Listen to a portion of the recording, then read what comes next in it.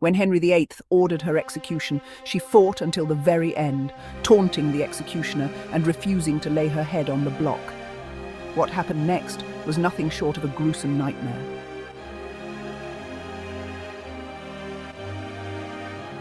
Margaret Pole's story is one of power, loyalty, survival, and ultimately tragic betrayal.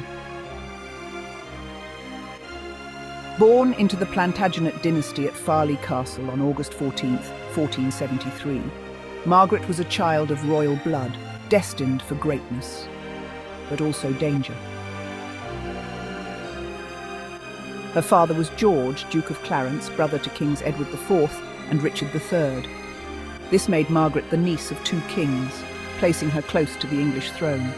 But in an era where royal blood was both a privilege and a curse, her family's status would soon lead to devastating consequences.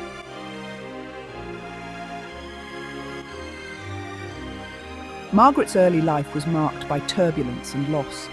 When she was just a young girl, her mother, Isabel Neville, died under mysterious circumstances. Some whispering poison was involved. But worse was yet to come. Her father, George, Duke of Clarence, was known for his ambition and shifting loyalties in the Wars of the Roses.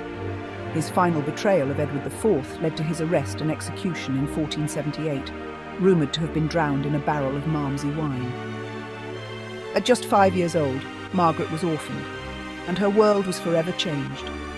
Yet her life was a tapestry of resilience and defiance.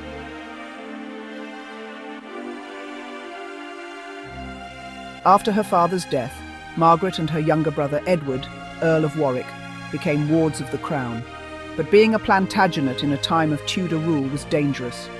When Henry Tudor defeated Richard III at the Battle of Bosworth in 1485 and became Henry VII, he sought to secure his reign by eliminating any rivals. Margaret's brother, Edward, was seen as a direct threat. He was imprisoned in the Tower of London and spent his entire life in confinement before being executed in 1499, accused of conspiring with Perkin Warbeck, a pretender to the throne. Margaret, now alone, was married off to Sir Richard Pole, a loyal supporter of the Tudor regime. It was a strategic match, designed to neutralise her Plantagenet bloodline.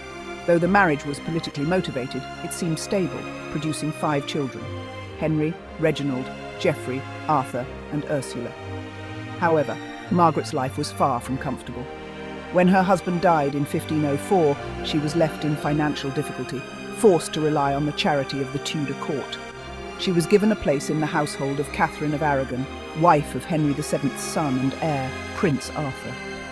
Margaret and Catherine formed a strong bond, and when Catherine became Queen of England alongside Henry VIII, Margaret's fortunes improved. She was restored to her family's former lands and given the title of Countess of Salisbury, one of the few women in England to hold a peerage in her own right.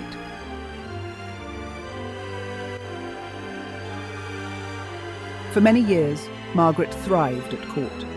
She was a prominent figure, well-respected and deeply pious. She was particularly close to Princess Mary, Henry VIII, and Catherine of Aragon's only surviving child, acting as her governess and protector. However, Margaret's loyalty to the old order, the Catholic Church and Catherine, would ultimately be her downfall. When Henry VIII broke from the Catholic Church to divorce Catherine and marry Anne Boleyn, Margaret's world began to collapse. She openly opposed Henry's actions, refusing to accept Anne as queen and remaining loyal to Catherine and Mary. But it was her son, Reginald Pole, who would seal her fate. Reginald, educated abroad, became a staunch critic of Henry VIII, condemning the king's religious policies. He wrote openly against Henry, calling him a heretic and a tyrant. Furious, Henry sought revenge, not just against Reginald, but against his entire family.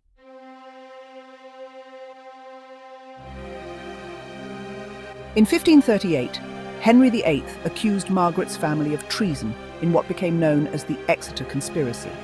Her eldest son, Henry Pole, Baron Montague, was arrested and executed, along with other members of the Pole family. Margaret, now an elderly woman, was arrested and imprisoned in the Tower of London. She was never given a trial.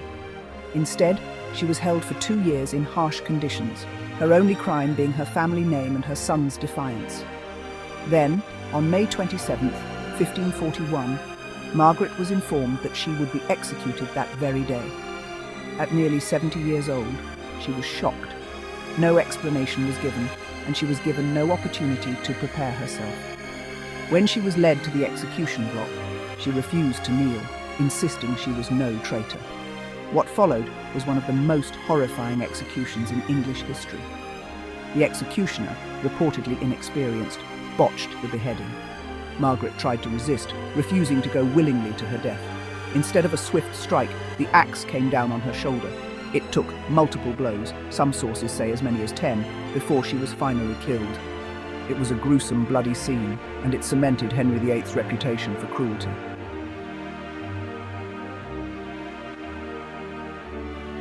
Margaret Pole's death was a shocking act of political vengeance. She was later beatified by the Catholic Church as a martyr, her legacy surviving as a symbol of loyalty and faith in the face of tyranny. Her brutal execution remains one of the most chilling examples of Henry VIII's merciless rule, a tragic end to a life shaped by royal blood, devotion and betrayal.